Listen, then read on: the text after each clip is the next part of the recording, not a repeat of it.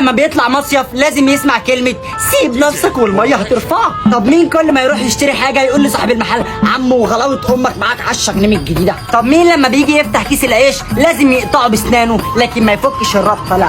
طب مين بقى المتخلف اللي بيمشي على بلاطة او بلاطة لا؟ ده غير اللي بيخاف يدوس على الخط تقولش خط بارليف. طب مين عنده التليفون الملبوس اللي يقفله هو 20% يفتحه يبقى 85%؟ سبحان الله. طب مين لما يبقى لابس هاند فري امه تيجي تشدها من ودان وتقول له عشان تبقى عايش معانا عشان تبقى عايش معانا؟ طب مين في الجو ده لما يبقى حرام بيروح فاتح الفريزر وحاطط دماغه جواه؟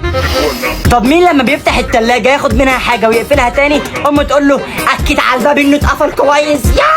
طب مين برضو لما يبقى حران بياخد مكعب تلج ياكله؟ طب مين بيتعصب جدا لما يبقى لابس شراب ويجي داخل يشخ يلاقي شبشب الحمام مبلول؟ طب مين كل ده ما عملش لايك؟